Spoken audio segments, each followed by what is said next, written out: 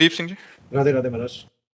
राधे राधे महाराज जी। महाराज जी, आप कह रहे हैं कि पिछले 2 साल से यहीं पर कार्यरत थे, तो इस कार्यकाल के दौरान महाराज जी आपसे जुड़े और बहुत सारी जो मनोवृत्तियां थी उनके विकार दूर हुए, चंचल मन स्थिर होने लग गया महाराज जी। बट अभी पोस्टिंग आ गई है लद्दाख में, तो कह रहे हैं कि वहां कैसे महाराज जी, बड़ा डर लग रहा है कि वहां रह के कैसे आप वायुमंडल का प्रभाव होता है। अगर आप नाम जप करते रहेंगे और सत्संग सुनते रहेंगे तो जो रही उत्तम प्रकृति का करि सकत कुसंग, चंदन विष व्यापत नहीं लपटे रहत भुजंग।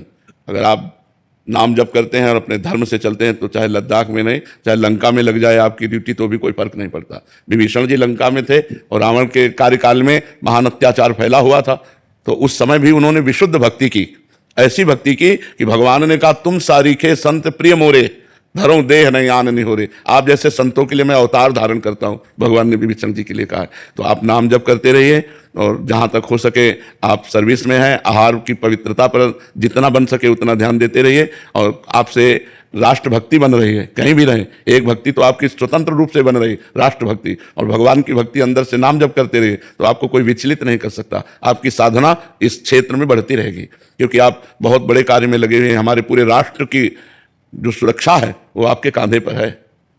अगर आप जरा सा चूक कर दें तो यहाँ आतंक मच जाए नहीं। अगर हमारी आर्मी, हमारे जो राष्ट्रीय सैनिक रात रात भर जग कर कष्ट सहकर पर्वतों में जहां हम खड़े भी नहीं हो सकते ऐसी परिस्थितियों में रह करके हमारे भारत की सुरक्षा कर रहे हैं तो बहुत बड़ी ये राष्ट्रभक्ति है। आप कहीं भी तैनात हो, आप नाम जप करते रहिए और भगवान के आश्रित रहिए तो राष्ट्रभक्ति और भगवान की भक्ति वो इसी जन्म में कल्याण कर देगी। तो आप जरा भी विचलित मत होइए कि हमें ऐसी जगह ट्रांसफर हुआ है, कहीं भी ट्रांसफर हो, तैनात रहिए राष्ट्रभक्ति में। महाराज उसकी चिंता नहीं है ट्रांसफर की जी सर, ये है कि मन आपके साथ जुड़ा। हाँ, तो वैसे मोबाइल का बहुत बड़ा योगदान है, बहुत बड़ा योगदान है। कई लोग ऐसे मिलते हैं जो मिलते बाद में सुधर पहले जाते हैं, तो मोबाइल के योग से ही तो मिलते हैं। मिले बाद में और सुधर पहले गए, तो मोबाइल का योग। तो अगर रोज सत्संग सुनते रहेंगे आप तो हमें लगता है कि सानिध्य का अनुभव होता रहेगा।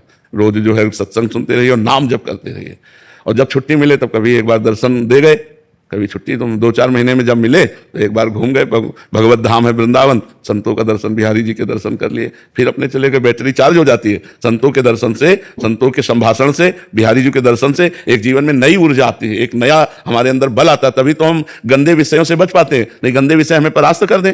हम अगर निकल पा रहे हैं गंदे विषयों से तो हम अनजाने में हमारे अंदर ऊर्जा शक्ति जा रही। संतों के संग से और भगवत दर्शन से हमारे अंदर ऊर्जा शक्ति आध्यात्मिक बढ़ती है, जो लौकिक कामनाओं की हमारी आकर्षण वृत्ति उनको दबाकर भगवान की तरफ बढ़ाती है। तो आप निश्चिंत रहिएगा, हम आपके साथ हैं, आप निश्चिंत रहिए।